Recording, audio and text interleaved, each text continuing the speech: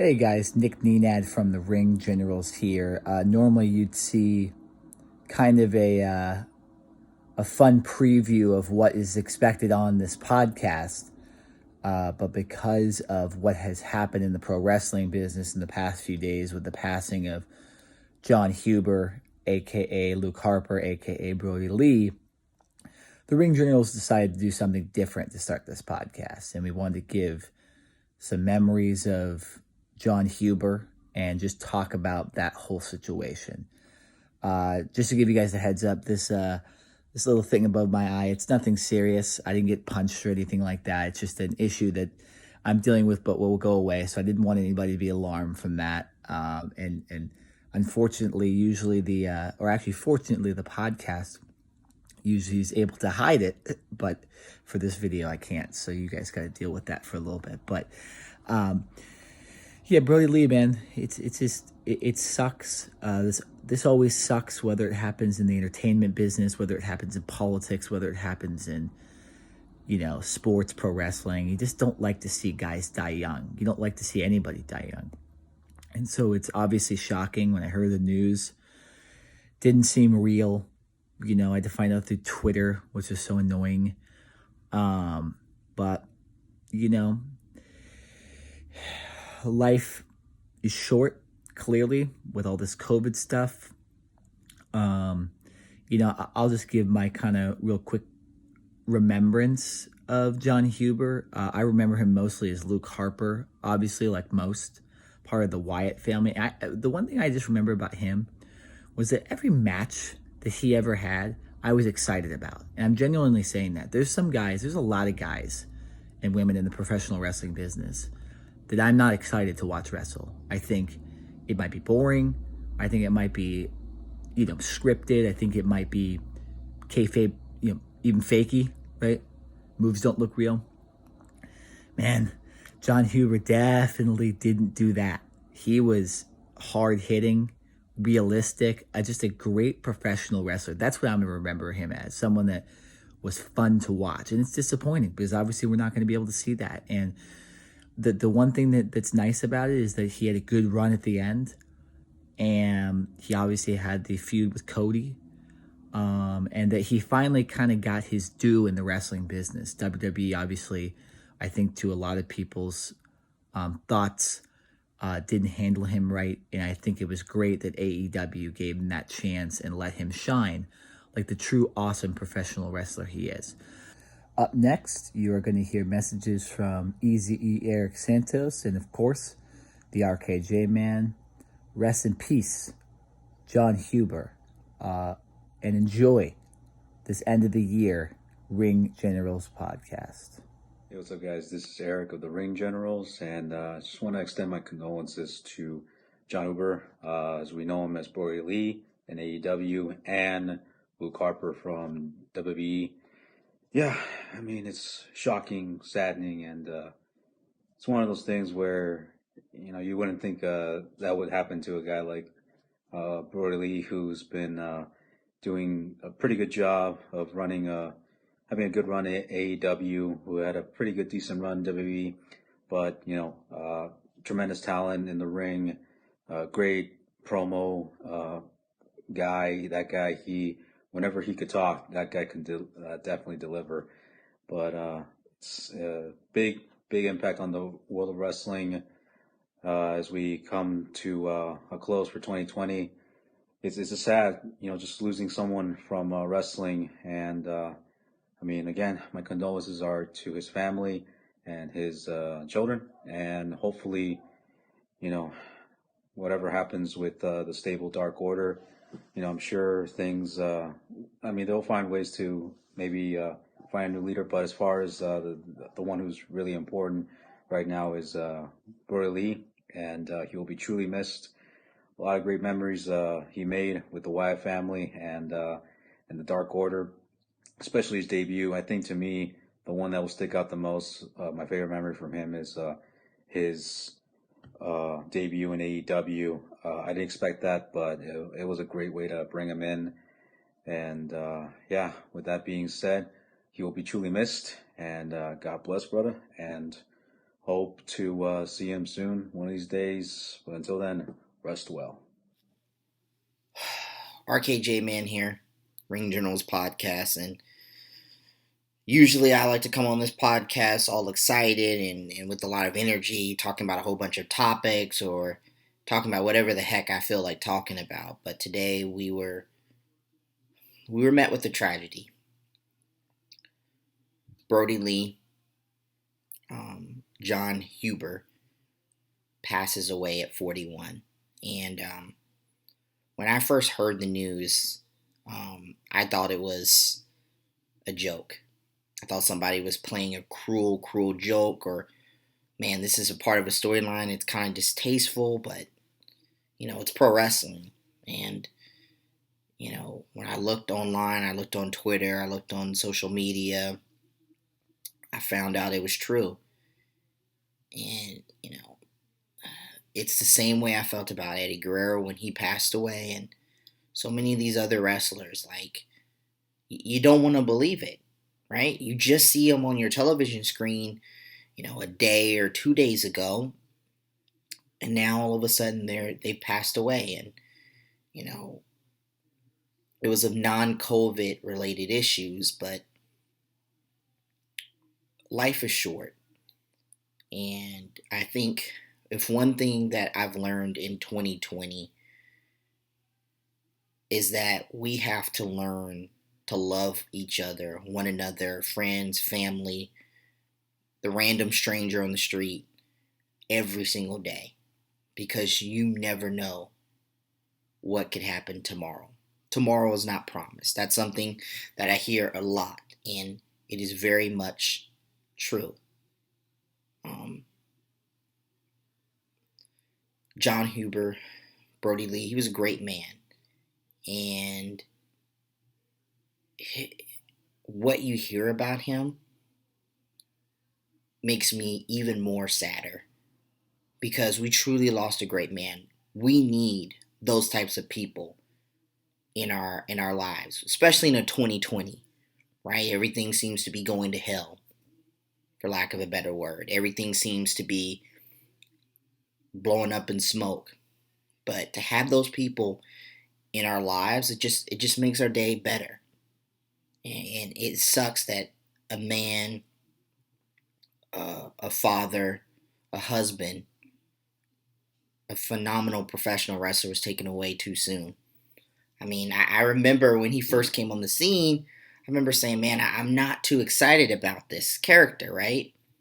But he made me a believer in him being the main character of the Dark Order.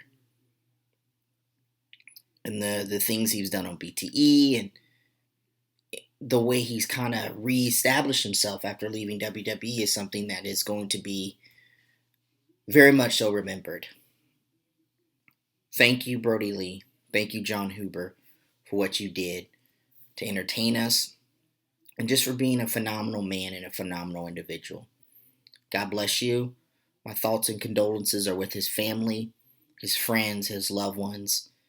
And, all I can say is this. I agree with everybody on social media saying, you know what day it is? Or it's Tuesday, Wednesday, Thursday, Friday, Saturday, Sunday, Monday, whichever day it is. You know what day it is? That needs to become one of the main taglines for All Elite Wrestling. Thank you so much. God bless you. Love your family. Love your friends. And raise a glass in the sky and salute Brodie Lee.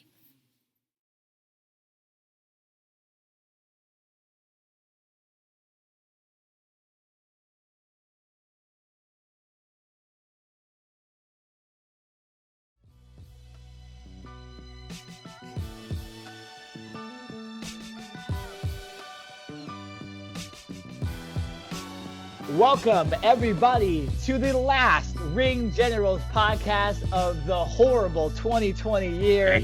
I am Nick Nenad. Alongside me is the not-so-horrible Eric Santos. What's cooking, guys?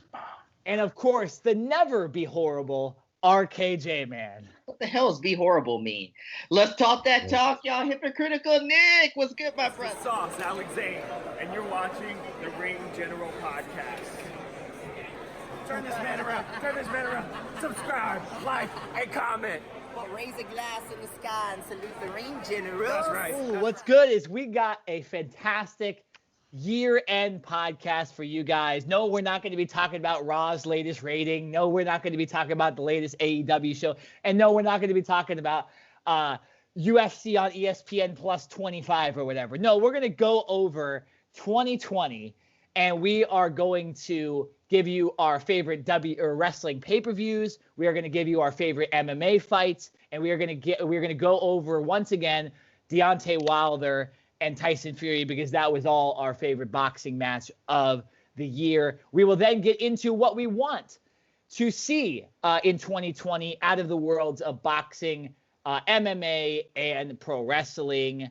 But guys, 2020, this horrible year, is finally almost over. It's Christmas this week. How are we feeling?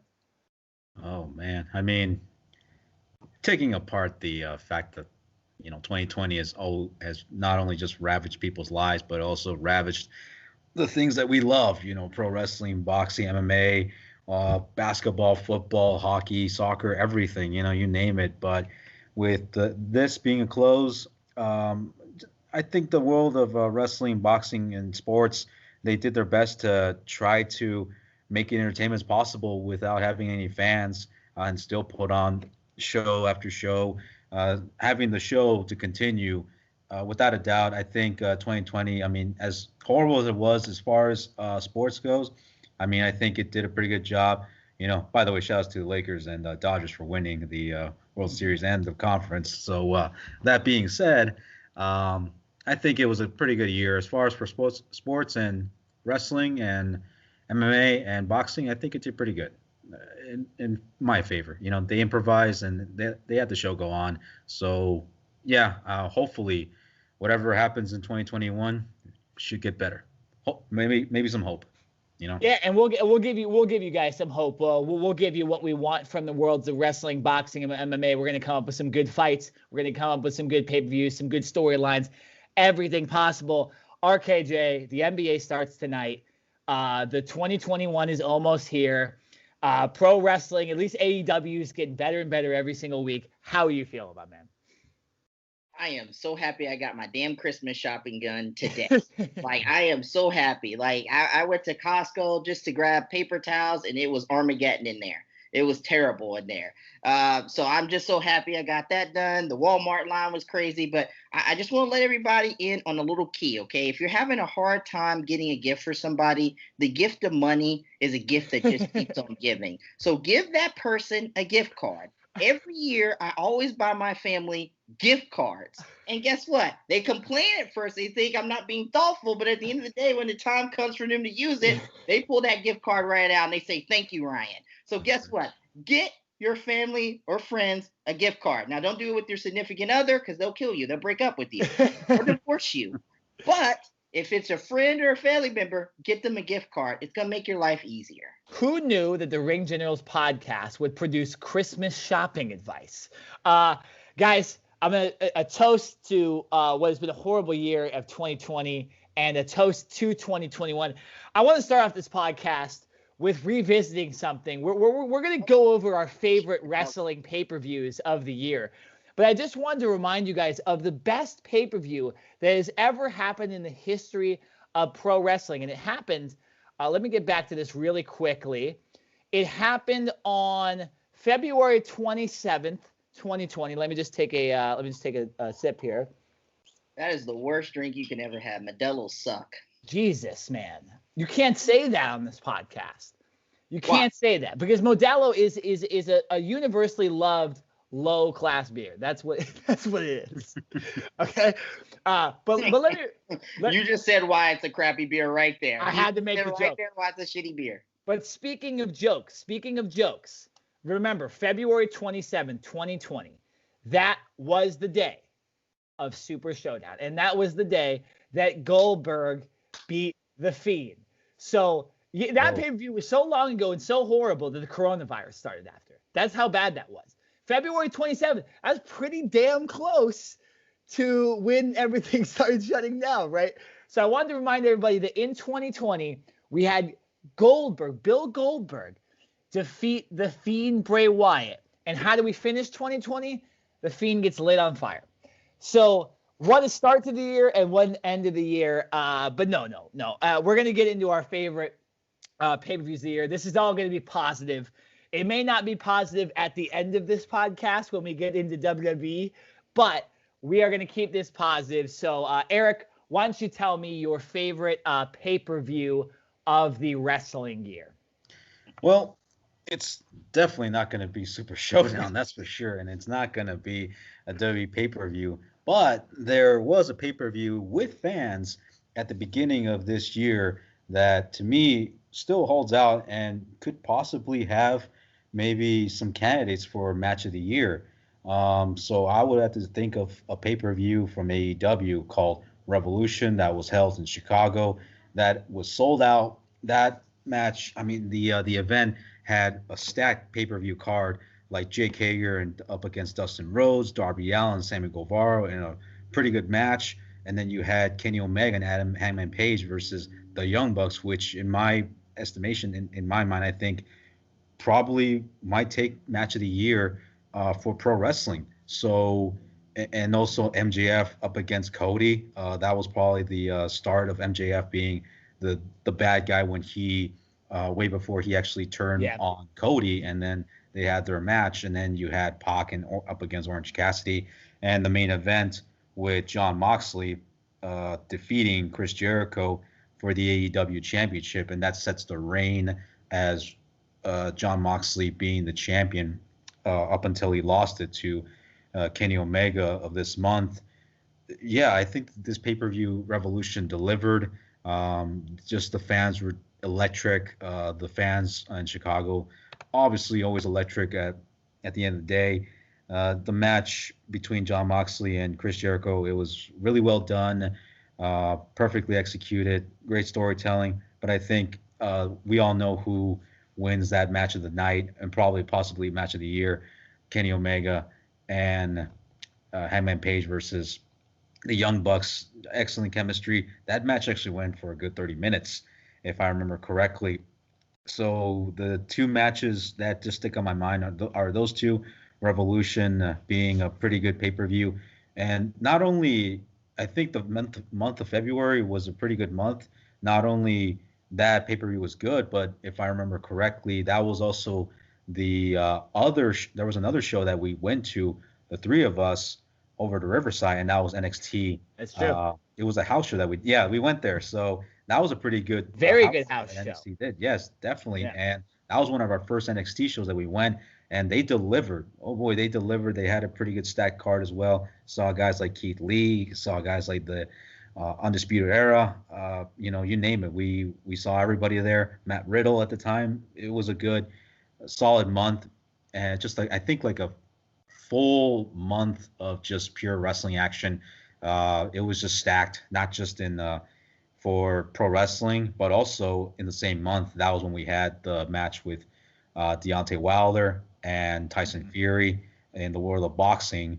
And let's also not try to remember the that decision between Dominic Reyes and John Jones, which ended in controversy, which I think people still have their opinions about the Houston judges, if we remember correctly. But yeah, with that being said, I think the pay-per-view that sticks out the most from that month is Revolution, and hope for the next year of Revolution we have a pretty good pay-per-view just like this year. So yeah, Revolution for me takes the place of best pay-per-view of the year. Yeah, no, that was honestly one of my top two pay-per-views. I would have named that one. I'm gonna go with another one in a second, but yeah, just to talk about that, I remember after that pay-per-view went off the air, I said that I had never seen, or at least I hadn't seen in a long time, a pay-per-view where it seemed like, as a wrestling fan, every single winner was the right winner. You had Jake Hager defeating Dustin Rhodes. You had Darby Allin going over on Sammy Guevara. Kenny Omega and Adam Page winning the tag team championships. Nyla Rose retaining against Chris Statlander. MJF finding a way to beat Cody, cheating, all that stuff too.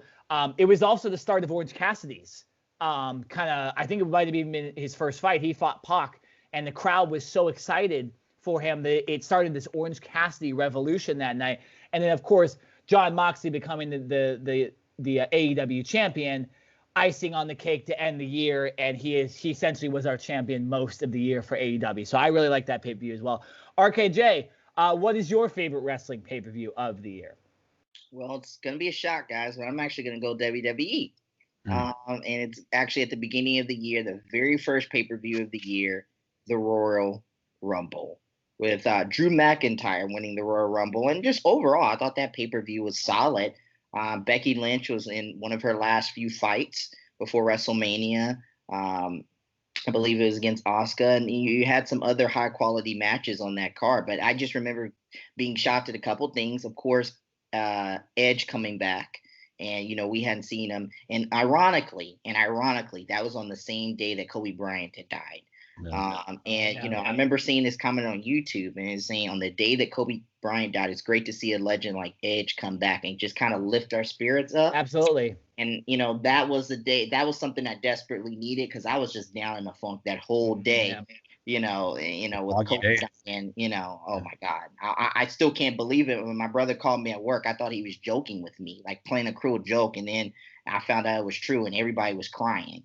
But yeah, I mean, Edge coming back and of course, Drew McIntyre winning, like you kind of saw it happening, but I didn't think Drew McIntyre was going to win. I thought there was other people you could have put in that position to win who could have won it and maybe needed it. But then looking back on it and seeing how great of a champion Drew is, and of course we'll talk about 2021 and obviously 2021, early in 2021 we get WrestleMania and where we think Drew McIntyre is going to be. It proves to be the right decision. It's one of those rare times where I couldn't really find an issue with the WWE pay-per-view because it seemed like they made honestly the right booking decision on one of their major matches. So I give them credit on, at the Royal Rumble. I thought it was a great match. I loved the whole layout with the entrances. I loved it. That was one of the few events we had before fans weren't allowed. That was a couple months before COVID really, really got to be a problem.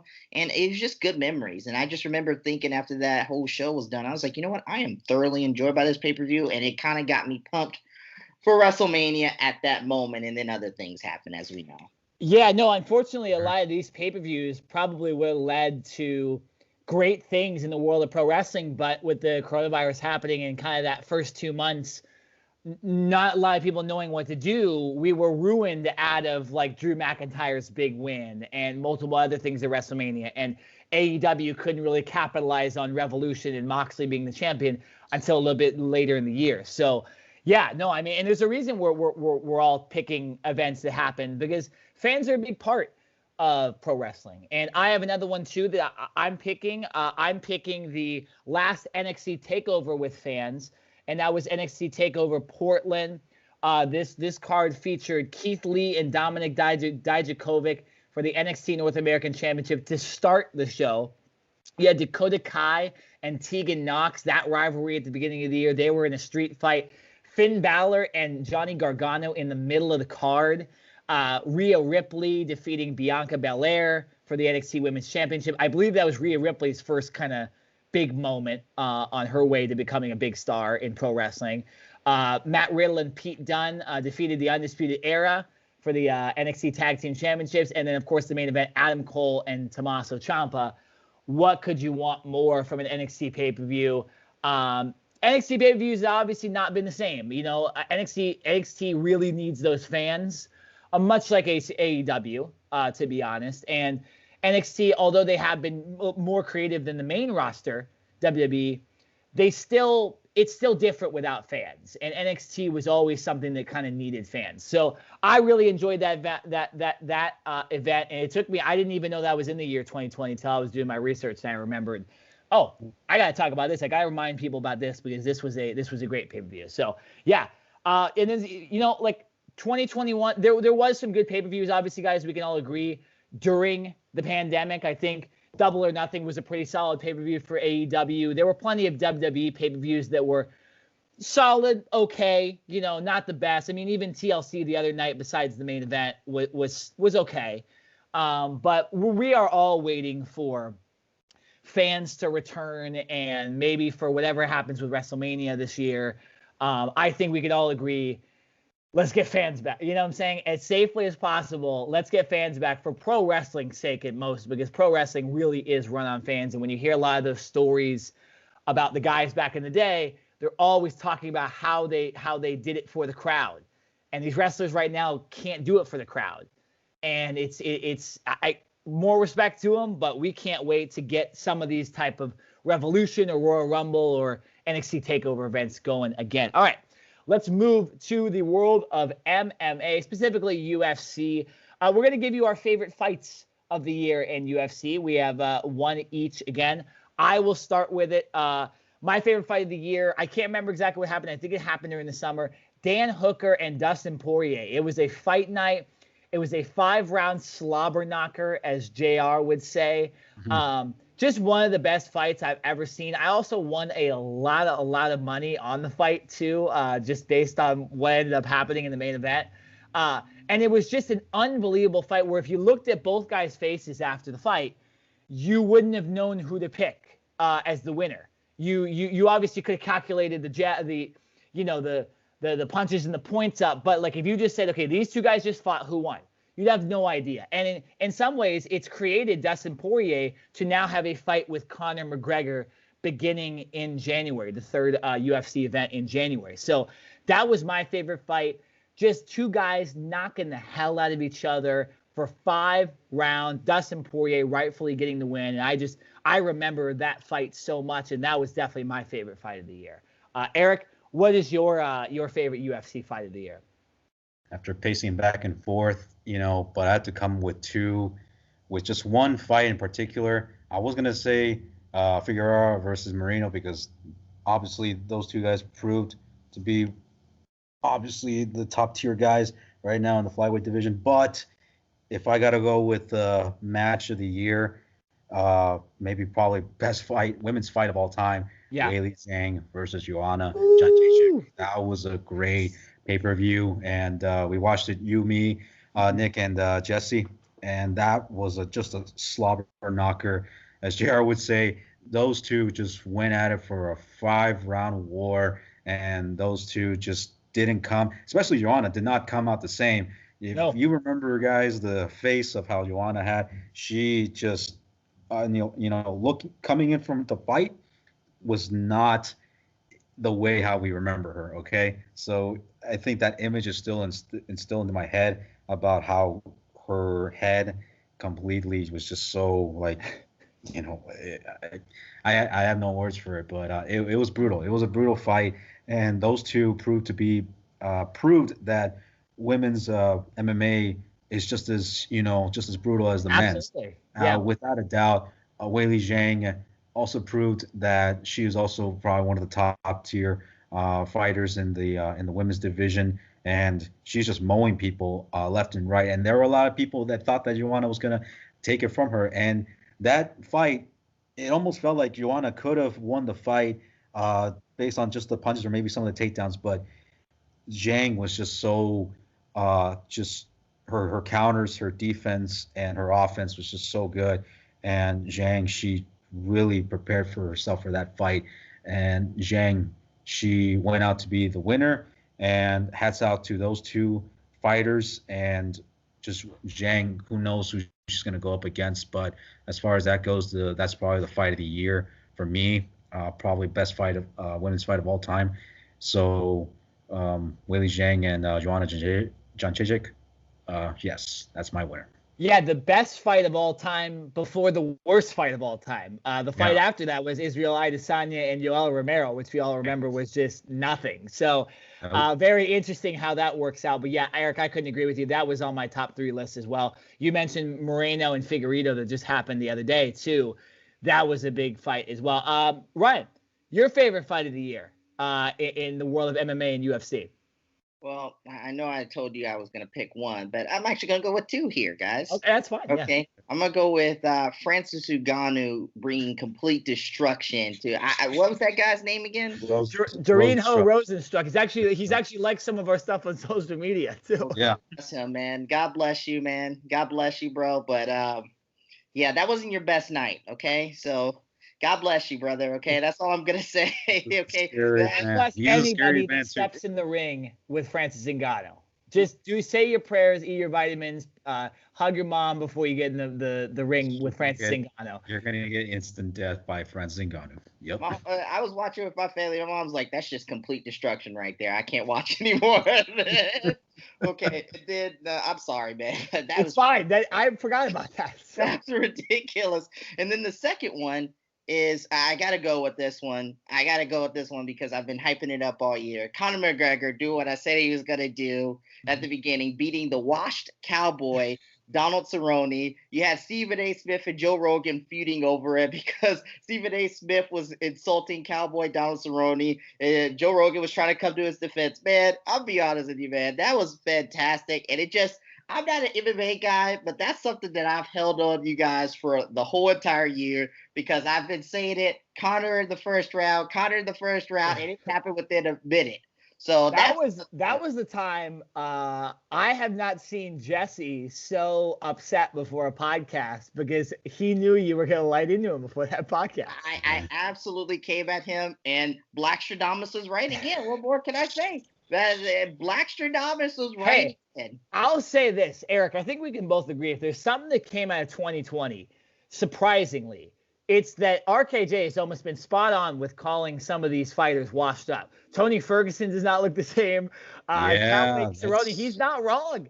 I don't think he's been wrong on any of these older fighters. So I got to give you credit, RKJ. You at least can see that element. I think Eric and I get too into the fights themselves and the history of the guys, and you just look at them as like, nah, this guy's a piece of crap. He's going to lose, and then they always do. And we're like, I look at age. I look at how many fights you've had. Donald Cerrone's had way too many fights. He's too old.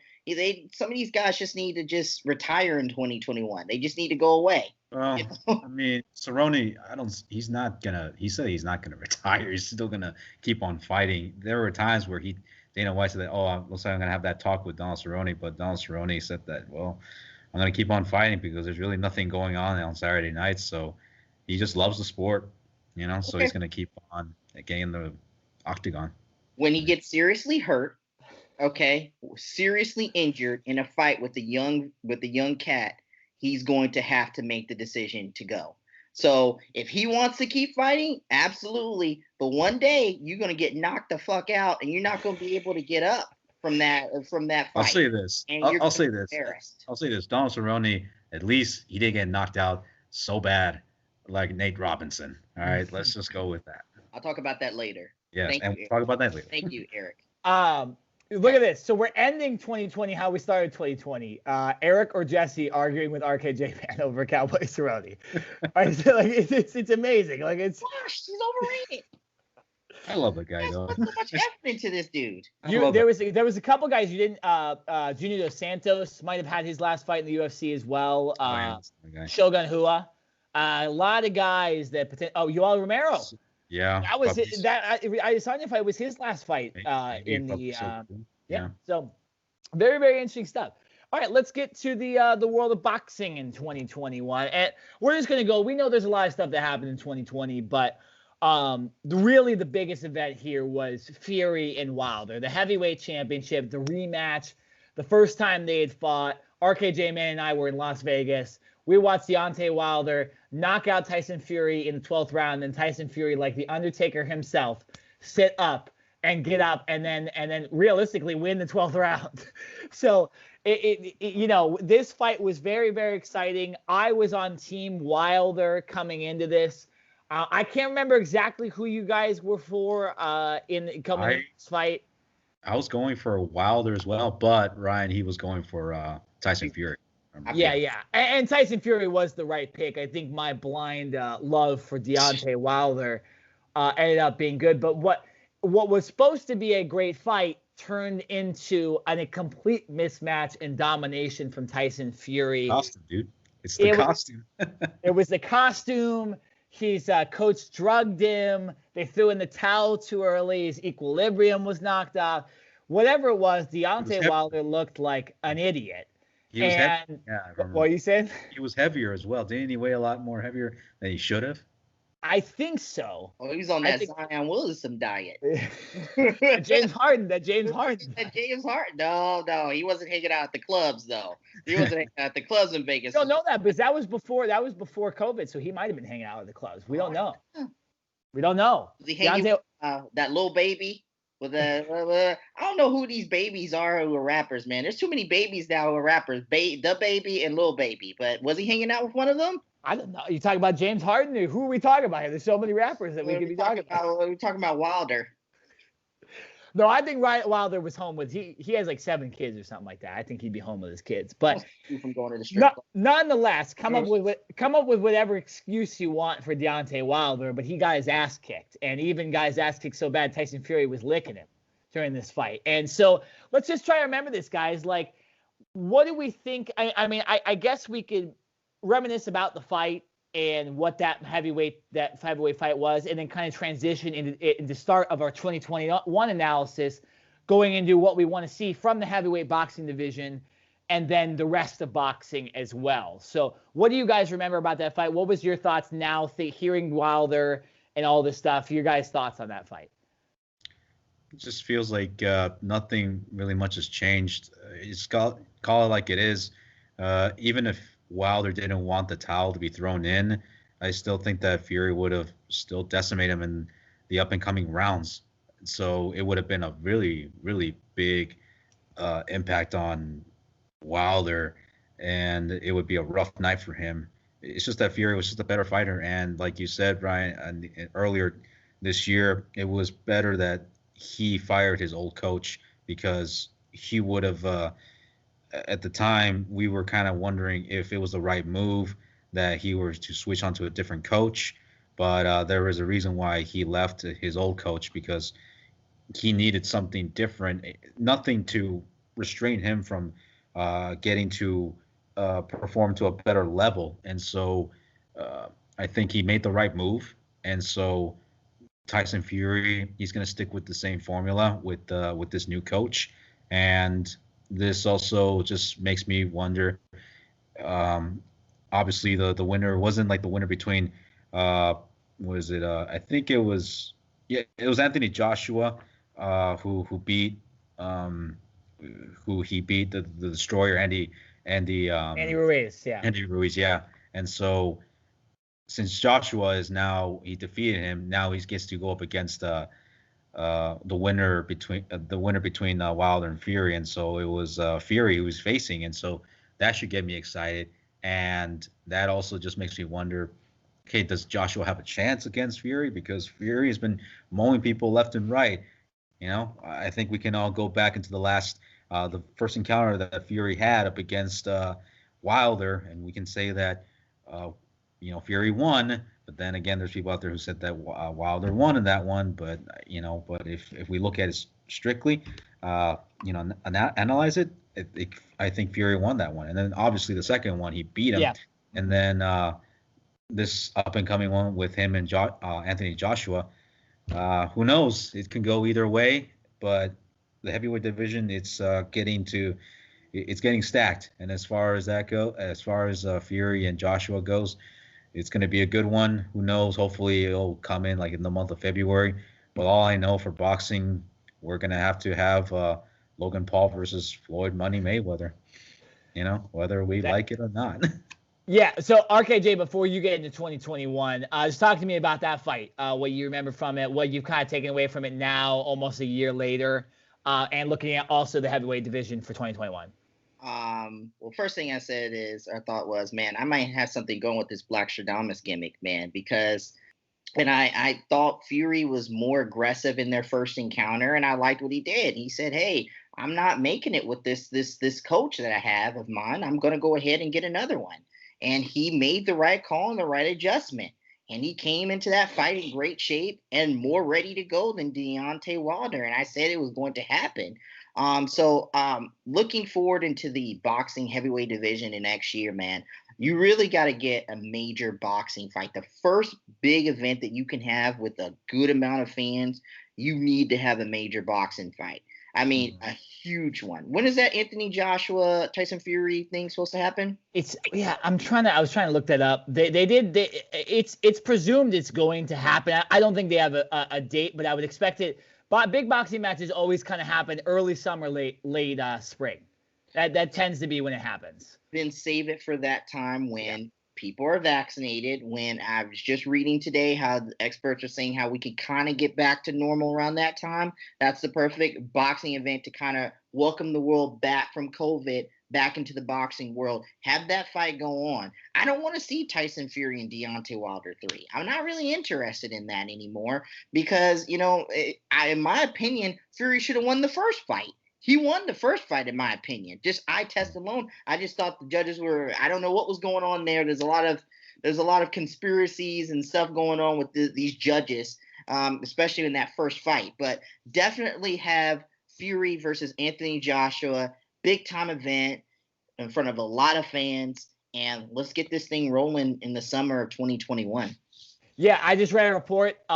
May or June 2021. That's when this fight's supposed to happen. Eddie Hearn, who's I believe Tyson or Anthony Joshua's manager, one of the biggest boxing managers in the world right now, has stated that there are just minor issues in announcing the fight officially, like the site and where that's going to happen. But that's the next fight for Fury and Joshua. So yeah, what I remember from this fight, guys, just to move this along.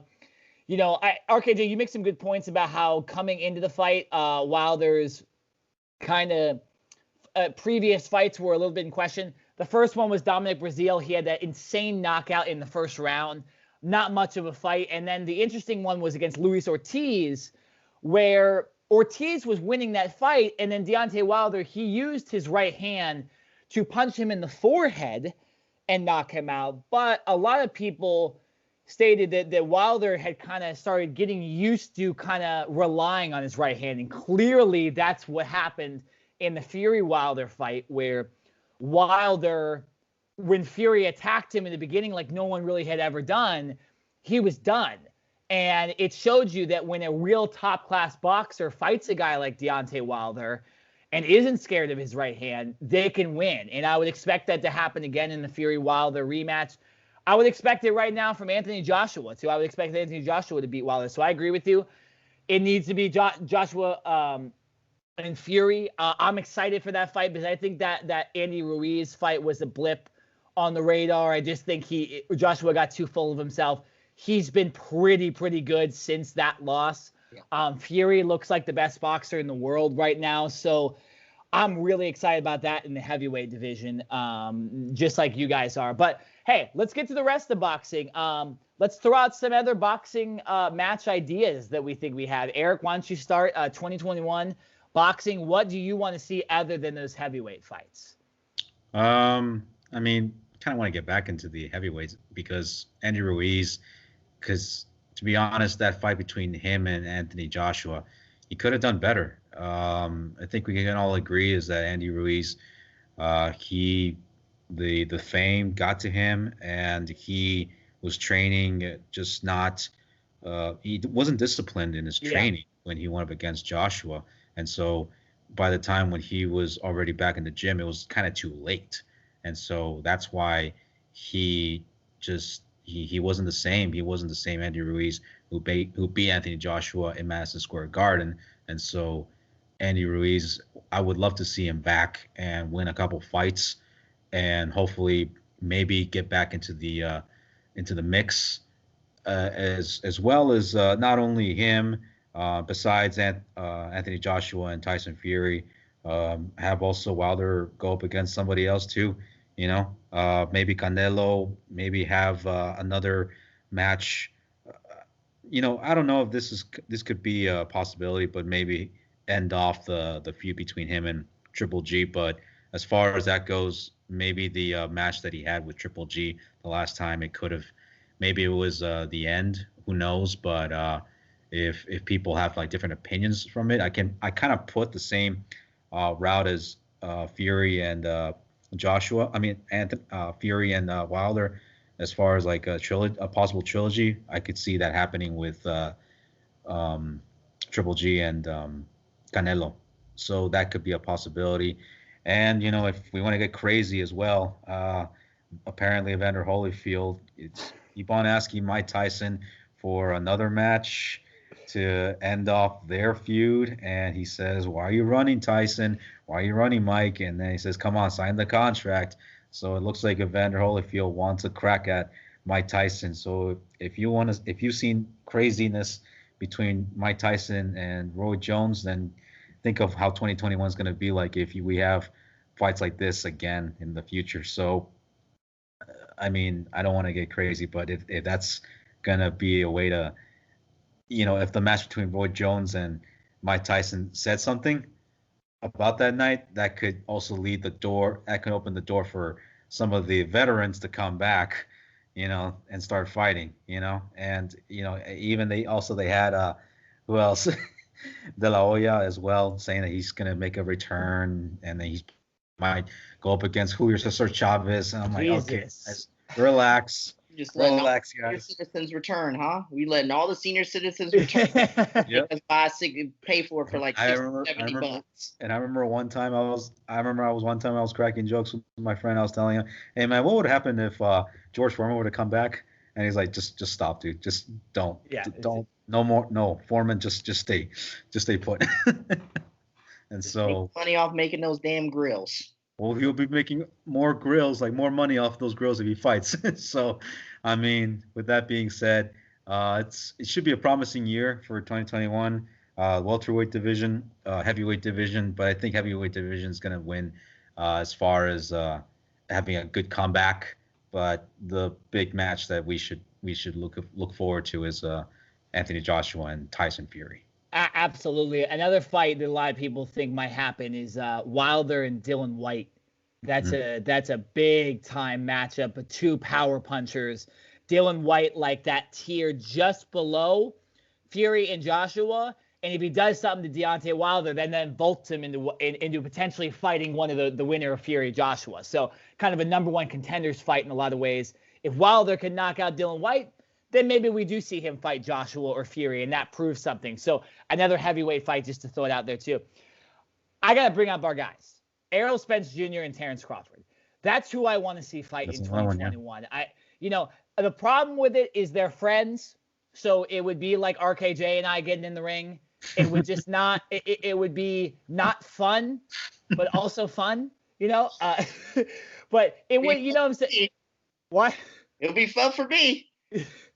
Bro, I got so much length on you. I have so much length on you. It's not even funny.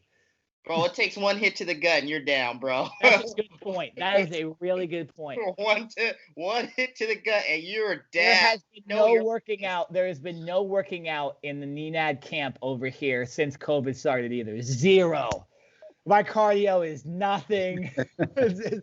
It would not be good. But getting back to the actual fight between Crawford and Spence Jr., Spence Jr., an impressive win against Danny Garcia. Not even close. We promoted that heavily here on this podcast.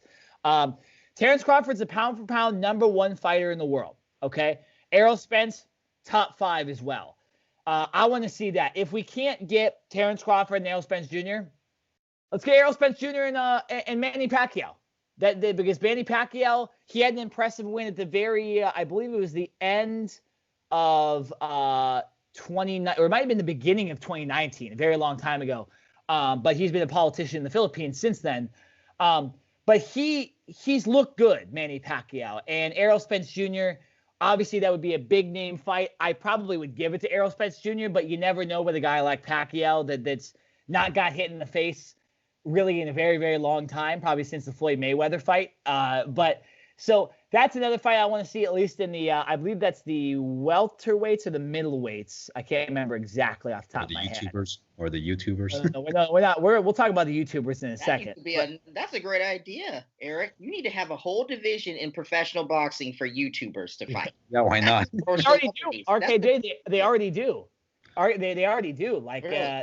That's what we have. I mean, that's what these Jake Paul, Nate Robinson fights are. That's what this Mayweather, Logan Paul. We had KSI. We had other guys fights. So yeah, they have their own division. But yeah, stack up Logan Paul against Deontay Wilder and see what happens, because they're both heavyweights. That's right. So death is happening. Yeah, Exactly. Deontay Yeah, Wilder. YouTubers and TikTokers fighting. Damn, dude. What an age to be alive. Yeah, Eric, there's also obviously Canelo Alvarez and Triple G. Yeah.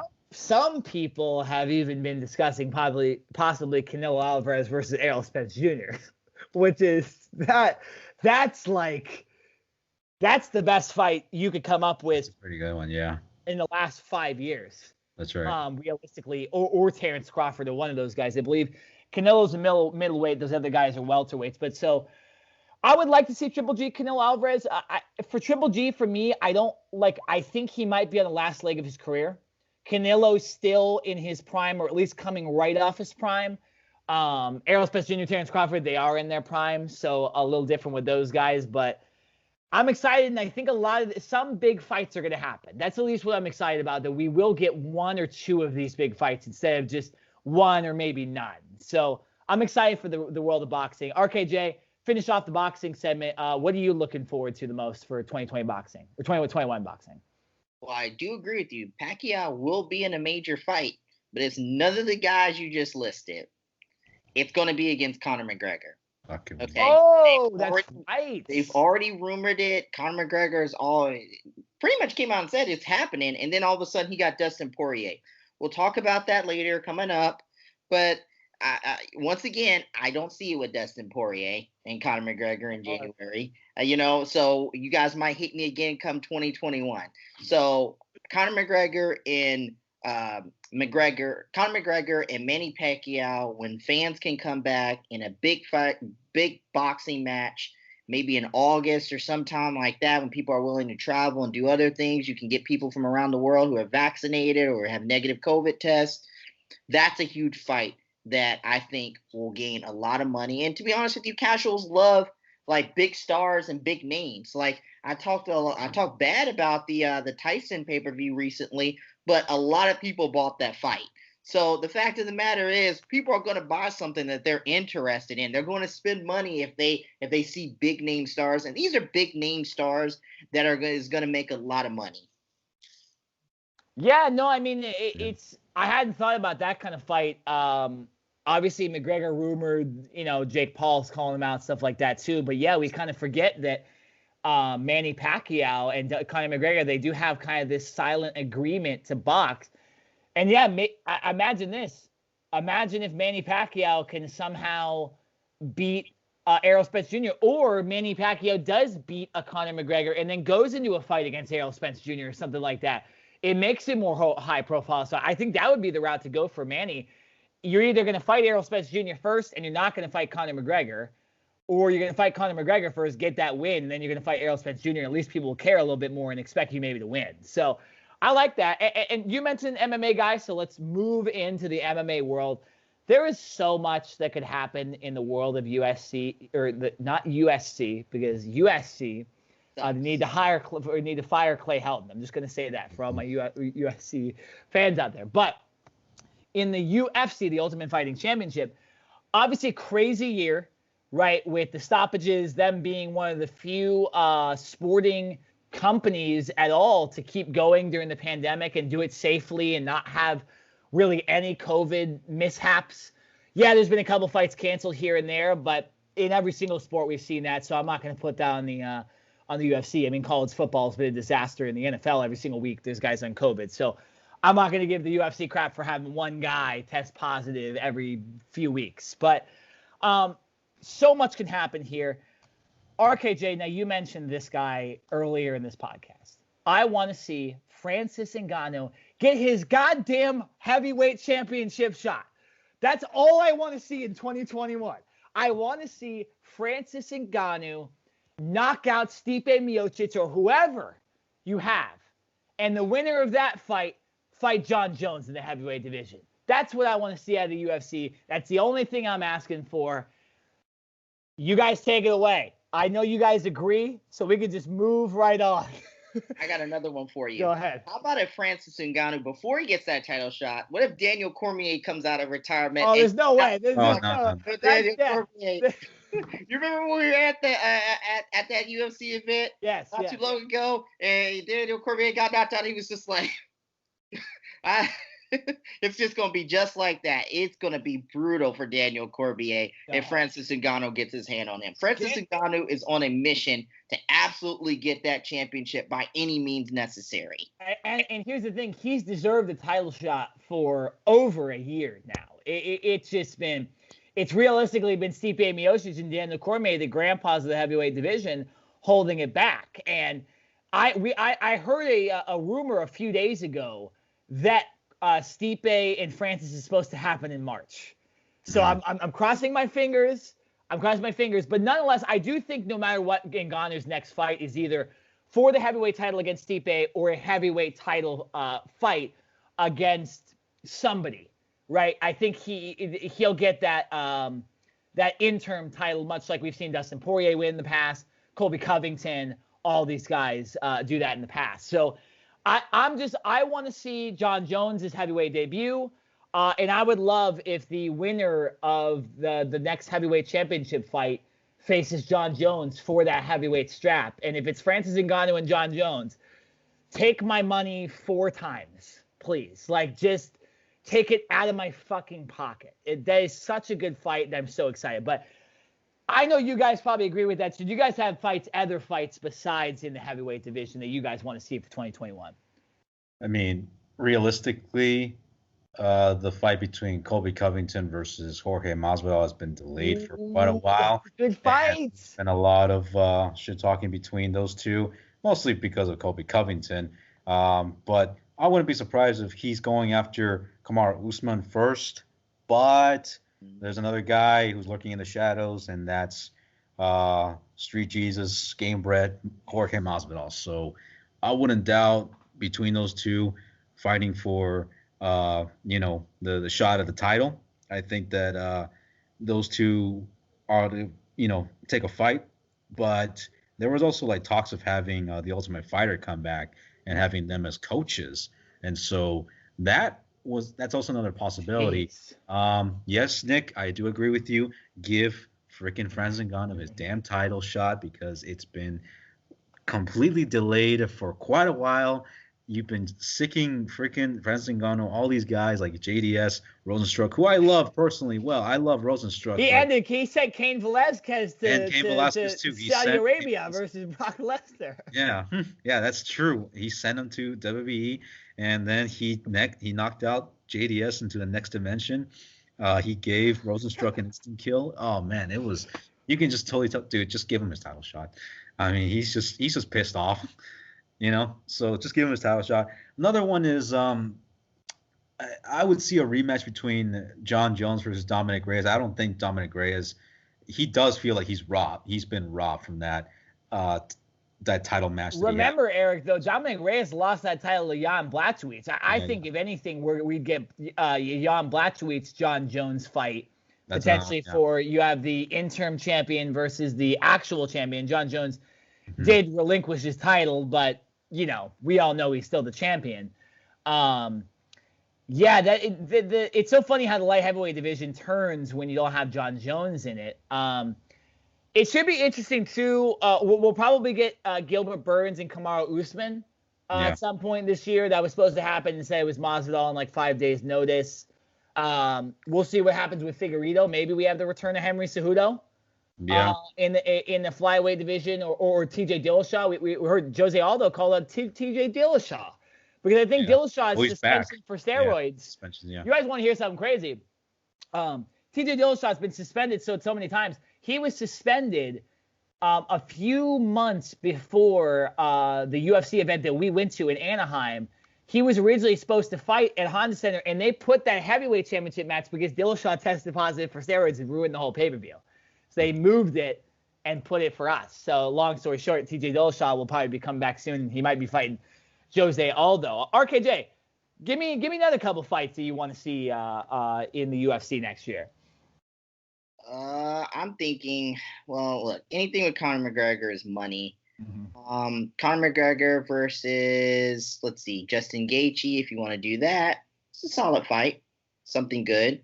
But the main one that I'm going to keep saying, I've been saying this for 2 years now, is I want to see Conor McGregor and Khabib. And it's got to happen eventually. Yeah, look, I know it's annoying, but I'm going to say if you want to make a lot of money with fans coming back, I'm thinking Dana White's just being like, let's just wait until fans can come back. Let's hold on to it, and then I'll give it to you, Conor McGregor and Khabib, because Khabib has got to come back eventually. Like, he's going to come back eventually, and Conor McGregor, all you need to do is call him out. All you need to do is call him out, insult him a little bit, do what you got to do, and Khabib will be right back.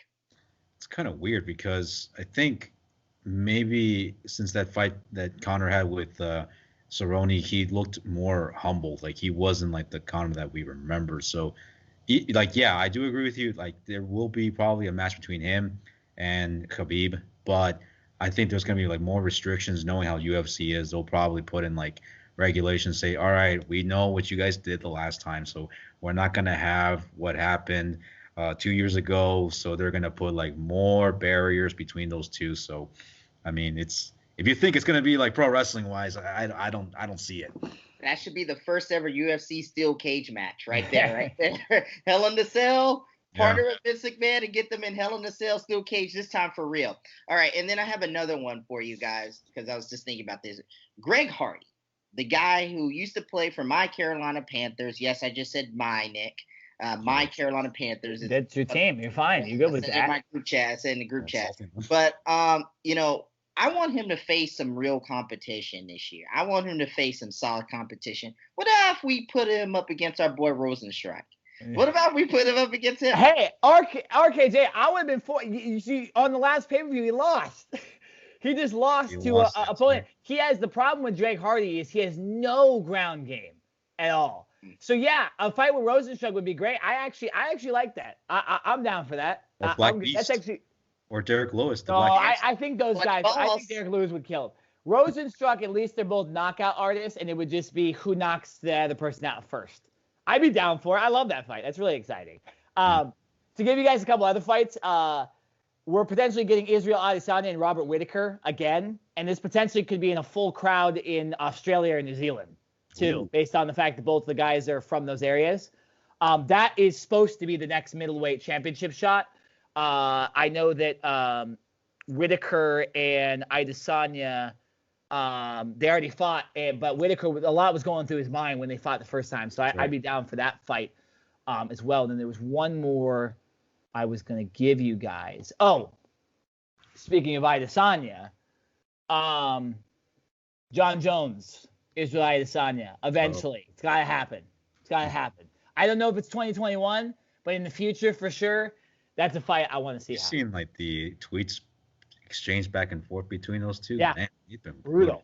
I don't even know if John Jones is going to be in the UFC in 2021, past 2021, because the way he talks about Dana White makes it seem like, hey, man, unless you pay me what I deserve, that's true. I'm not coming back. And I don't blame him. Like, Dana White, we talk a lot about Vince McMahon on this podcast, and we shit on him, and people shit on Dana White. Don't pay any of his. That's a good point. Anything. Yeah. Okay. And John Jones has been arguing for this in a while, and I know we talked a little bit about this earlier this year. You know who also needs a union? UFC fighters and MMA people. They need a union too, because they are getting robbed by these promoters. Oh yeah, Dana and McMahon, they're both the same if you look at it. So.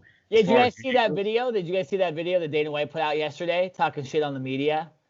Oh, yeah. It's literally a 5-minute video of him talking shit on the media. Everybody go check that out after the podcast if you're listening or if you're on it with me right now. RKJ, there.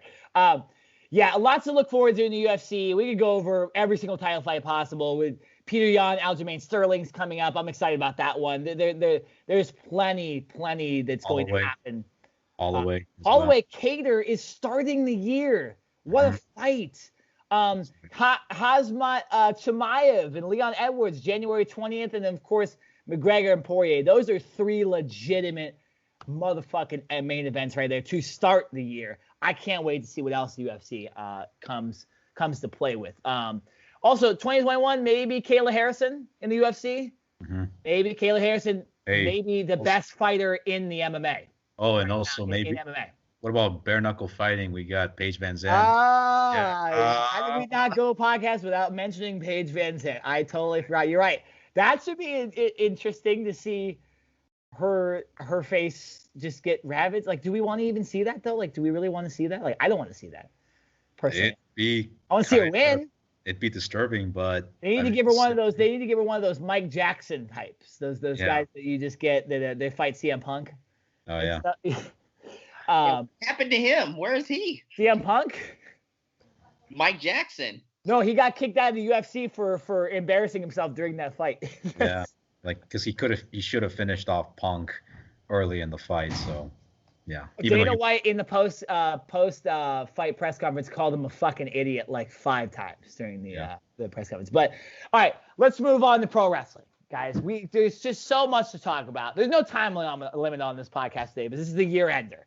Okay, we're not putting a time limit on this, but we have some AEW. We'll start with that, and then we'll get into the big bad WWE and what we want to see at that. So let's start with AEW, guys. A pretty great year for AEW, all things considered. Like we mentioned, start with Revolution, great pay-per-view. Double or Nothing, their first pay-per-view post-pandemic, pretty good pay-per-view as well. They've also ran 2 pay-per-views. They also have now gone into the Impact business and are really getting creative with their stuff. They brought back Sting. They brought in multiple WWE or former WWE guys, including Miro, a.k.a. Rusev. So, RKJ, I'll let you start. What's your thoughts for AEW in 2021? What do you think they can do better in 2021? What do you want to see from them?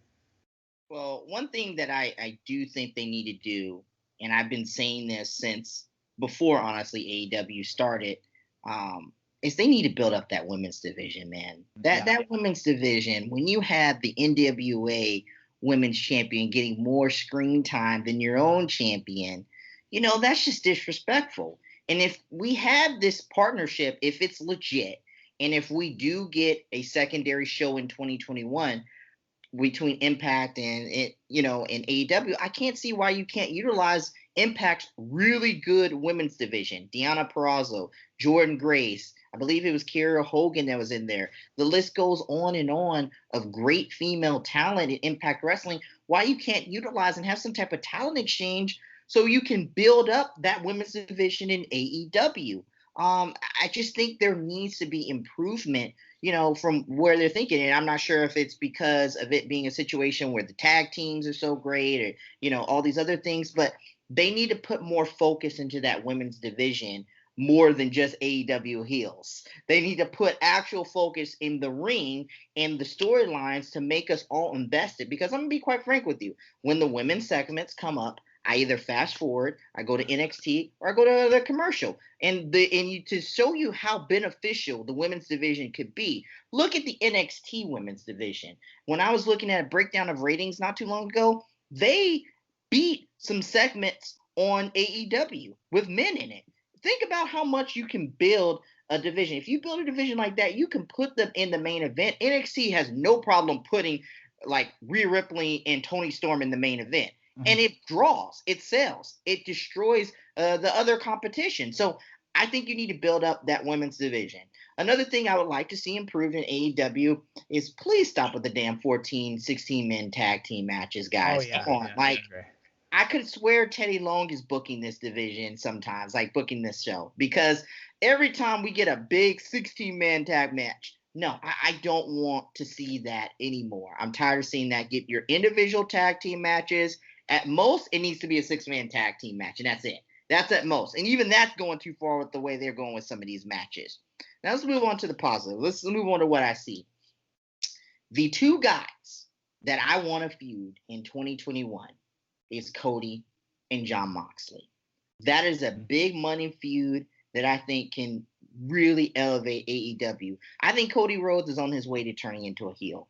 Everything is shaping up to turn him into a heel. I think what we saw at the end with Full Gear, with him kind of like being arrogant and cocky, kind of made him turn into a heel in certain ways, but he hasn't fully gone heelish yet. I think him versus Jon Moxley is huge. Maybe you do an angle where before Renee's about to give birth, Cody Rhodes knocks out Jon Moxley. He goes away for 3-4 months. He comes back. So you could do something like that, and that could be a huge money-making match. Also, second match that I'm thinking, and I'm sorry, Eric, if I take this from you, I think they need to do Sting versus Darby Allin.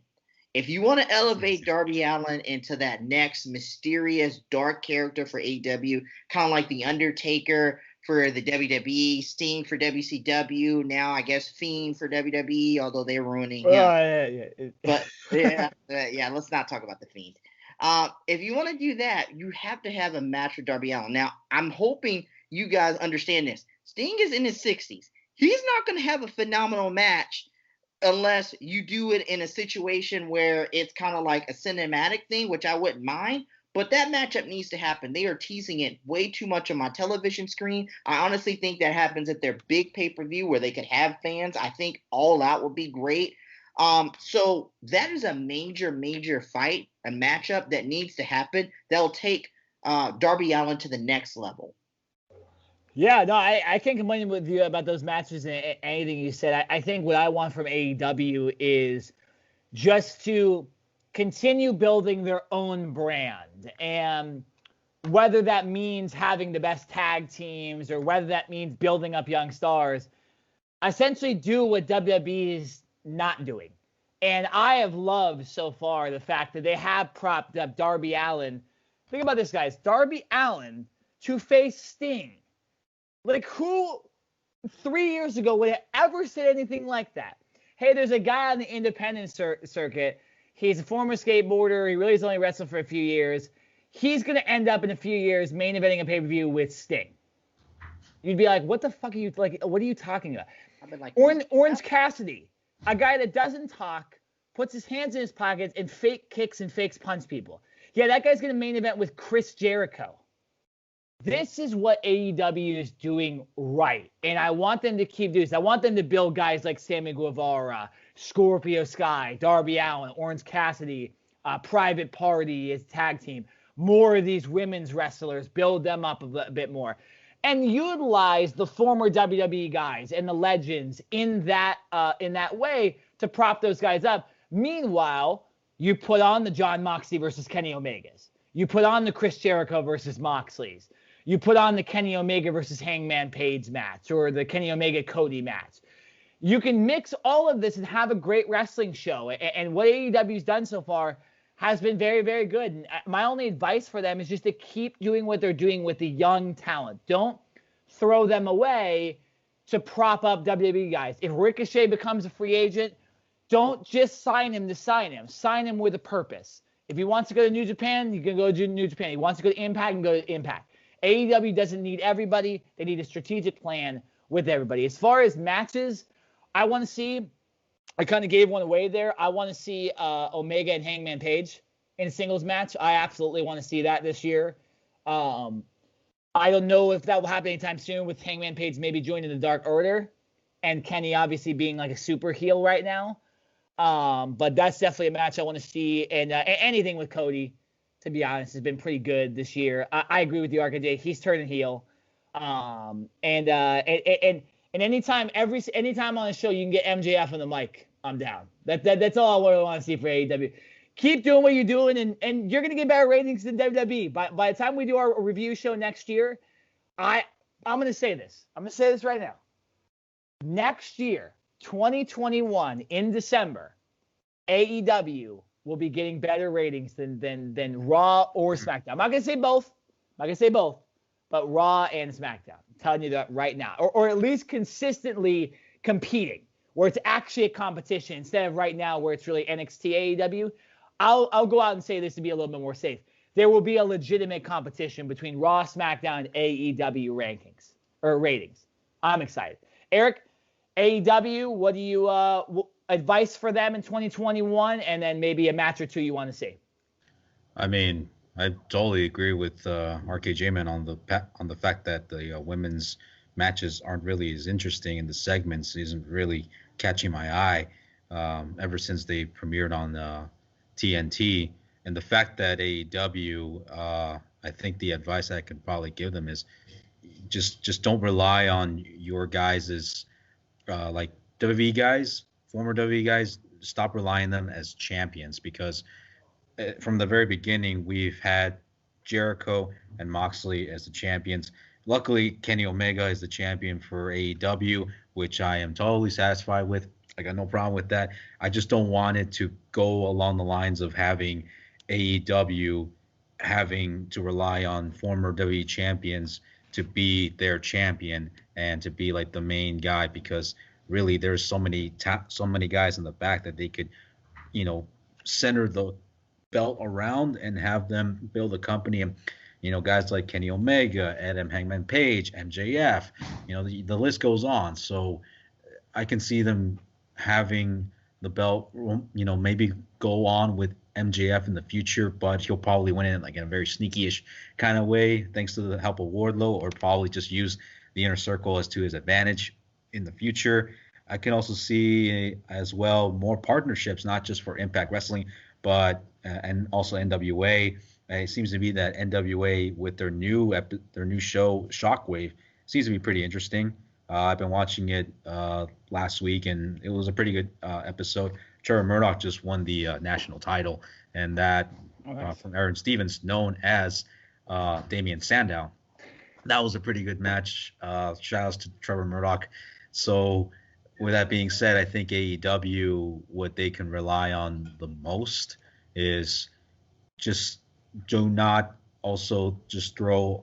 This is also another problem that we were also discussing, throwing jabs at WWE constantly, because if we remember correctly, they were throwing a lot of shade to WWE, and they were throwing a lot of just bad things about WWE. It's like, okay, guys, it's great and all, but just what can you guys do on your own part? What can you guys do for yourselves that can be different? What helped TNA Wrestling from the very beginning was them being different. AEW, what can you guys be different from WWE that we don't want from WWE to hop on over to AEW? I don't want it to be attracted to that. That's what I'm not. That's what I don't want. That goes for Dynamite and for Dark. So I can see maybe as far as 2020 goes, it did damage wrestling a little bit as well. Let's also not forget about the summer with all those allegations that really hurt wrestling as well.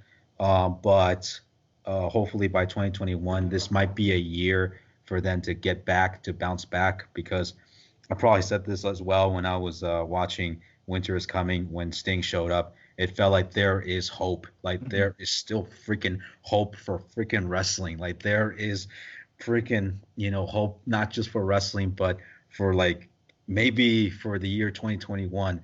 So I think in the future, 2021 for AEW, this is their chance.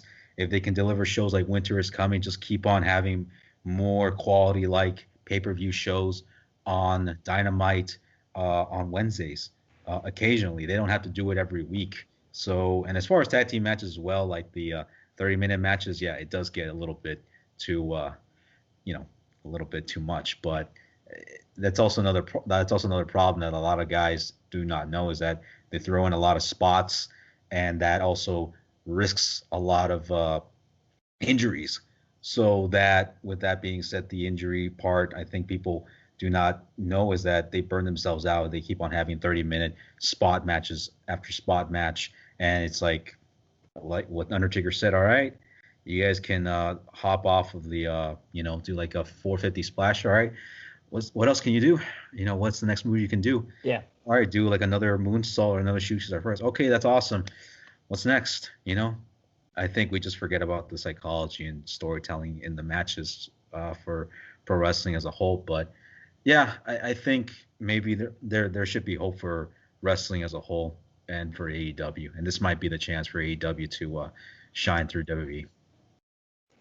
Hey man, Eric, you made some really solid points that I've thought about throughout this podcast, and I've actually thought about recently. When you look at the number one, number two thing, and AEW taking shots, it's very interesting, because a lot of people in the Monday Night War era talked on both sides, with WCW, WWE. They would be like, hey man, when you're number one, you're focused on yourself. You're focused on moving forward. When you're number two, you're always trying to dethrone number one. And so you're always going to take those shots and do those things. So AEW doing that is concerning, because it kind of solidifies them right now as being number two. And if you're AEW, you want to be number one. You're kicking NXT's ass. Last week, you did better in terms of like the demos against Monday Night Raw, WWE's top show. You need to keep focusing on you and building great content and improving your show and your brand to the point where you will eventually be number one. When people turn on, casual wrestling fans turn it on, they're going to be thinking about Dynamite instead of Monday Night Raw or Friday Night SmackDown. So I agree with you on Eric on 100% about that.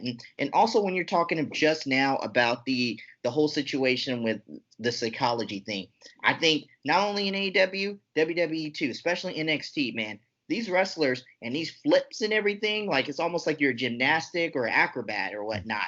Like it's okay in certain situations to do that, but when it's always being used and there's no psychology behind it, you're seeing what we've seen a lot of this year. Major injuries happen, a lot of complaints in social media, and issues internally. Now we have an issue with JR and some of the wrestlers getting offended at JR. And, could have JR handled it better? Sure, he could have. You don't go on your podcast and you don't go outwardly go out and do that. Like, I'm a manager at my job. If I go and outwardly criticize one of my employees, I'm going to absolutely get destroyed. But the way you do it is you put your arm around and be like, hey, man, look, you could do this a lot better if you did this. And just give them some friendly advice. And the problem is these wrestlers aren't taking the advice that's being given to them. They're not using the constructive feedback. And so what we're seeing is a whole bunch of matches where people are getting injured, and it's unnecessary. Wrestling is already a dangerous sport as is. It's a dangerous thing. Just a simple, what is it? A simple any type of move. I'm forgetting my moves right now. But a simple move, you could get hurt by that. And now you're telling them to go on the top rope, do a moonsault 360 on the top of other guys, and you may not catch the person who's doing the moonsault. Right. Yeah, RKJ, think about this. Imagine if NFL players were doing triple moonsaults during games. It's just like, you'd be like, what are you doing? Tyreek Hill's probably going to do it one of these. He's getting close. He's getting close. Eric, I'm glad you brought that up too, because I was recently listening to an interview with the Young Bucks. The Young Bucks are kind of the innovators of that style. Yeah. The super kick party. They actually discussed in this interview that was within the last 2 months that they're starting to think that they may need to change their style because they're becoming too commonplace. And the flips is now, so maybe 2021 we see the Young Bucks dial it back a little bit and create kind of a new wrestling style and a new genre of wrestling. Interesting that you guys started talking about that, and I remembered that the Young Bucks had said that. So the guys that started it are also commenting that it's too much as well. So very interesting times. Yeah, I kind of compare like the flips, and I mean, I kind of compare with the same thing as like we watch our favorite movies and TV shows where they throw an explosion after explosion after explosion and after crash. Film. Yeah, it's like, you take, I guess you can say Transformers, at first it starts off pretty good and then they throw in explosion after explosion. I'm like, guys, where's the psychology? Where's the storytelling in the movies? Like, nope, the explosions are the storytelling. I'm like, bro, this is not storytelling at all. Same goes for our favorite TV shows, So I kind of also see the same thing too with our pro wrestling shows. We see like our spots, like the wrestlers, how they do their spots is almost like explosions in a way, all the glitz and glamour, and it's great and all, but we kind of miss what the backbone of wrestling is. Yeah, I think what pro wrestling fans forgot about. Absolutely, and I do not want to keep downgrading AEW when we have a way worse product to talk about to end this podcast. When we talk about ruining the business and not going with the fundamentals and creatively just being bastards about everything, it's the WWE. I think you guys can agree with me on this. This was the worst creative year in the history of WWE. And that was before pandemic with the Goldberg Fiend thing. They're relying too much on older wrestlers. I can remember 2 years ago, they said, you guys have the power, the fans. Well, we have zero power now. And essentially who tells you what they want to do now. It's almost turning into WCW.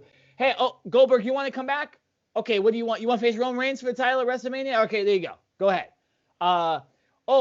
We need ratings?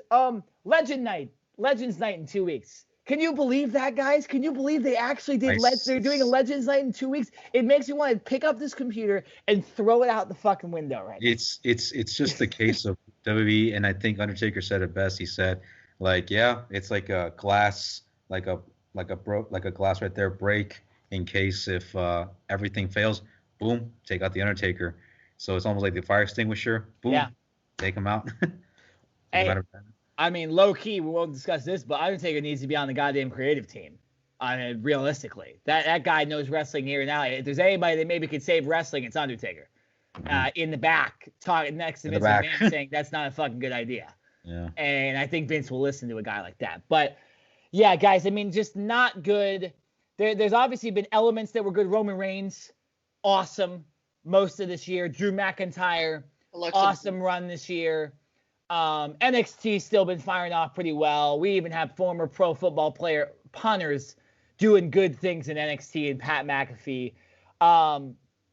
RKJ, I gotta start off with you.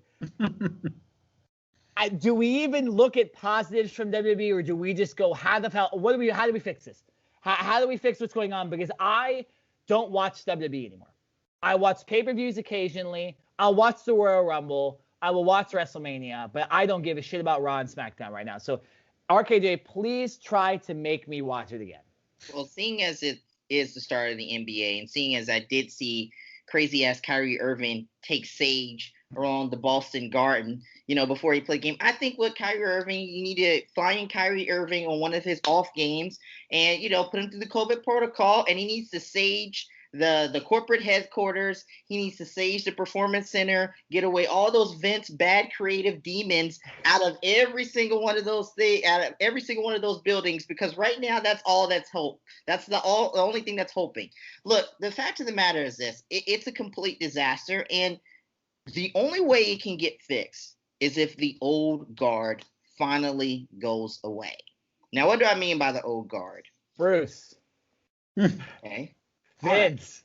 Let me make one prediction since you brought up Bruce Pritchard. So I remember about a year or so ago when I was really excited about Bruce Pritchard, because I was like, man, I think Bruce Pritchard's going to do something different. But I do remember saying something. I said, Bruce Pritchard is the type of guy, depending on what type of era you in, will give you what you want. So you want to see pantyhose and bras and all this stuff and crazy matches in the Attitude Era, you're going to get that. You're going to get family friendly and sort of edgy in the New Generation Era, you're going to get that. And now I don't know what the hell we're getting, but it sucks. So he's going to give you whatever you want to see, and specifically whatever Vince wants to see. I don't think he's going to be the executive director by the time we're doing this podcast in December of 2021.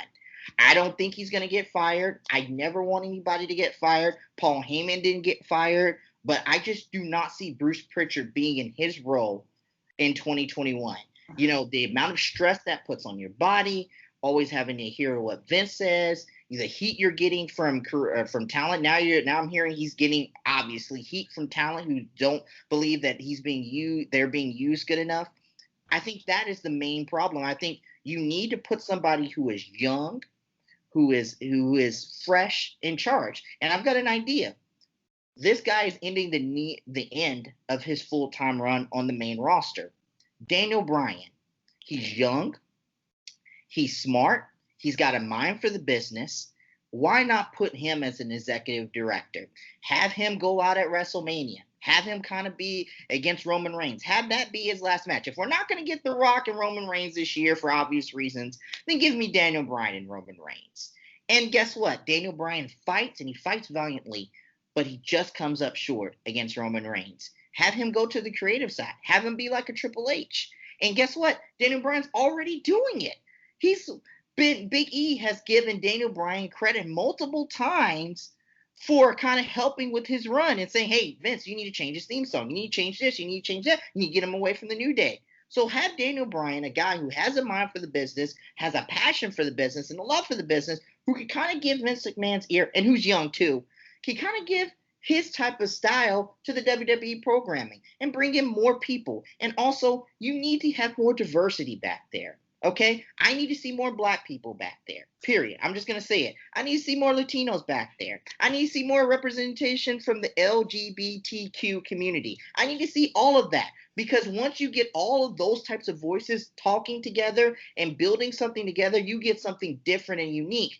That's what I mean by the old guard. The old guard has got to go away, because for years it was working, but it's not working in 2020. It's a different fan base. It's a different audience that you appeal to. Now, let me build on some positives. There has been some positives. One of the things that I like is this Alexa Bliss character. I have not given her enough credit. What she's done with this whole Fiend thing is great, and I think it's awesome. But they've destroyed the Fiend, too, at the same time. He got caught up in flames a few days ago. So, when you have something good, you need to continue to build on it and create new stars, and find a way to use legends to create new stars. And you have to make them as credible eventually as the legends, because eventually these legends, as blunt as this sounds, they're going to die. They're going to die. You can't do another Legends night in about another 10 years, I think. Most of these legends are going to be gone.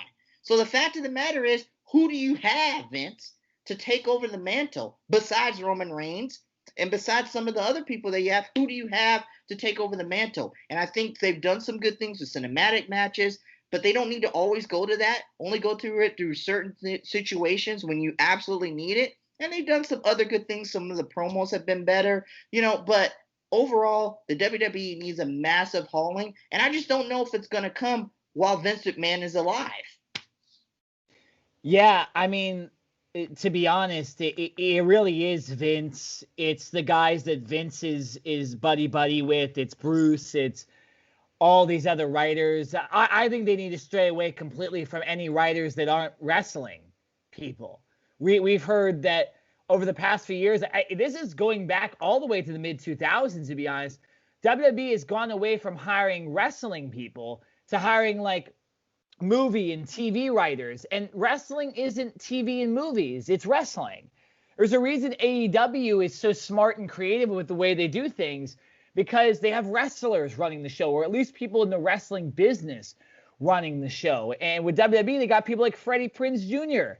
writing for their show. They have Tony Hinchcliffe, who's a comedian that's friends with Joe Rogan. Like, these people are wrestling fans that know they're comedians or they know how to write, but they don't know wrestling. They don't know the history of wrestling. They don't know how to make the proper matches, build long-term storylines. That's another thing. Long-term storytelling that makes sense and ends with the right guy winning. I don't want to hear this stuff about, Randy Orton, long-term booking, he's fighting Edge, or he's fighting... No. I want it to make sense, like the Kenny Omega, Adam Page story, right?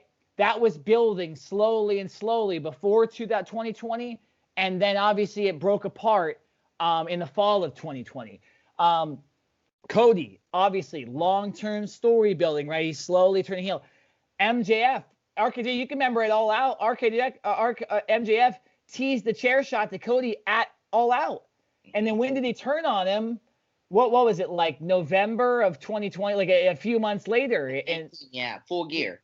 So it's just, there needs to be long-term storytelling. They need to get rid of not only the old guard, but the non-wrestling guard. You need to get wrestling people in there. I think you look at people like The Undertaker. You look at people like Daniel Bryan. You look at wrestlers that have fought in the last 15, 20 years that would be willing to be on the writing side. Edge. These guys that still care about the business. They don't need to wrestle. But enough with Michael P. fucking Hayes and Shane McMahon and Vince and Bruce Pritchard and Vince Russo, and no more of that. No more Eric Bischoff. And realistically, you can hire Paul Heyman. I think Paul Heyman will work, but no more Paul Heyman either. You gotta get rid of everybody. So I think it's long-term storytelling, and I think it's gotta get rid of those non-wrestling people. Eric, what's your way to fix WWE? I mean, like you guys said, trim off the fat, trim off the people that do not have any more a place in wrestling, or they had their time before these guys. They had a great mentality. They did have a great mind. But as soon as the eras just keep going and progressing, and where we head as a society, we also forgot to look at the fact that, fans change, and that the fact that McMahon, I think he just listens to not just, I mean, people within the business, but he probably listens from people from in other industries too. He probably has different, people that tell him, hey, do this, do that, and maybe people who have no place in wrestling, like, uh, like celebrities, and it just appeals more to the celebrities more than the fans itself, Yeah. and just the connections that they have. I think the thing that kind of can help WWE is if, like obviously the old guard needs to go. The old guard, along with the people that he associated himself with, they need to go because that's all it is. It's holding people down. I did read a report the other day about, I mean, not just to fix Raw and SmackDown, but it looks like NXT is seemingly to be opening some, I don't know, maybe like a third, like another brand, or maybe like another, kind of like what they did with the UK, and do the same for Mexico, and have Andrade Cien Almas, Rey Mysterio, and Kalisto have it run, or maybe Chavo Guerrero run it too. So that could be another way to expand and bring in more luchadors from Mexico and have them part of the kind of like the UK brand. So was that RKJ? No, no, no. I was just gonna say, I was gonna ask you first of all, is that like Lucha Underground sort of? Were they thinking like Lucha Underground? Because Lucha Underground was They're phenomenal. probably going for Lucha Underground kind of like influence in there as well, kind of like what they did. So that could be a possibility. But as far as that goes, I think NXT is set. I mean, that's just another way to help uh, grow the brand itself. So NXT will be fine. I think the big problem is going to be, you know, Raw and SmackDown. Looks like SmackDown, the only way they can probably get better is if they were just to have, some of the new guys like Big E, just have them be booked properly, and Daniel Bryan be booked properly, because these past few years, I think Daniel Bryan has been in, ever since his return, he hasn't been really been the same. He hasn't been really like used properly well, except him being a heel. I mean, I'll give him a pass for that. For Raw, I think to me the big problem is that it seems to me that Raw, whether we like it or not, Raw has always been like the number one show over SmackDown, and I think Raw, the issue that I have with Raw is that the having 3 hours of the show, I think, just cut it down to two. Yeah. Jeez, And I how we think not talked about that? I think 3 hours. We've been running it for quite a while, and I don't think we need 3 hours of wrestling, to be honest. I think just cutting Thank you. by 2 hours just helps limit the wrestling, and also have more creative, more segments, and have, I'm not going to sit down and start saying, I'll bring back the ruthless aggression era or the new generation era, or I'll bring back the attitude era. No, I'm not saying that. What I'm saying is that at least, yeah, we'll still stick with the PG friendly era, but at least get a little kind of dicey, a little bit creative. Maybe have Edge be part of the creative team for Monday Night Raw and SmackDown. Maybe have him run SmackDown, since that's the brand that he's been a part of for quite a while, since we know him. Like you said, Nick, have Undertaker run SmackDown as well. For Raw, maybe have guys like maybe Austin come back for a little bit and start running Raw for a bit, and have just McMahon step back like he used to, kind of step back and say, all right, just have somebody else run Raw and see what happens. I'm going to go on vacation. I'm going to start. All right, let me analyze these sort of things. Let me just get back with you guys for a couple weeks, and we'll see how it goes. And just have wrestlers, just, some of the wrestlers that know the business very well. Is that Mark? Eric, I just want to bring something up. I just want to say this real quick. As far as the NXT Mexico thing, I think is that what? Yeah. Okay, that sounds like a phenomenal idea, but it sounds like the WWE is doing what they've done for a really long time now, and they're copying an idea that worked really great for another promotion in Lucha Underground, and they're using it for this. And I want WWE to be creative and come up with their own unique ideas to solve their own shit, instead of relying on these other companies to solve their problems, stealing things from other companies. And another thing is, I hate to keep harping on it, but I got to see more damn diversity in that writers room. And I think somebody who would be really good. This guy used to be a part of American Alpha. He got an injury. Was doing really good before he left, but he got an injury. Jason Jordan. He's been working as a producer. Man, give him more opportunities. Give more African Americans who who have been advancing in the business more opportunity. We got D'Lo Brown, I think, in Impact, right, Eric? Yeah. I don't know if he's still there or not. I forget. I think he's still there. You got a current wrestler. If we're going to use Daniel Bryan, why not get input from Kofi Kingston? Maybe Xavier Woods. All these guys are knowledgeable about the business. Let's get some more diversity back there too. I don't want to sound racist here, but these old white guys have been dominating the wrestling business for a really long time. And what do we have to show for it? Crappy production. And a lot of people who are black, who are Mexican, who are Asian, or Hispanic, I'm sorry, a lot of people watch these shows and they're looking at it and they're like, I don't see enough of myself on these shows, and we need to get that in the writers' room first before we can get that in the television, on our television screen. So you need to see that there's a lot of smart, intelligent, people of color, who can make that writers' room more diverse, and I just don't see it in that creative staff.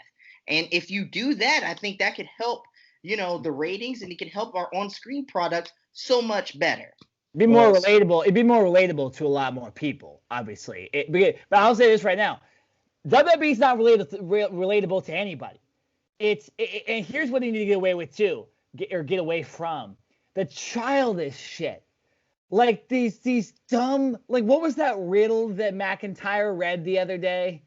Like he read some Christmas thing that made me want to just punch myself repeatedly in the face over and over. Like it just, no more kid stuff.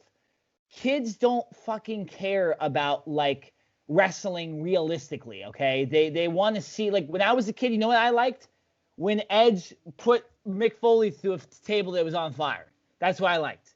Okay. You know what I liked? I liked Hell in the Cell when people bled. I liked the Divas, but that's obviously not coming back. But I love The Rock. Said goodbye.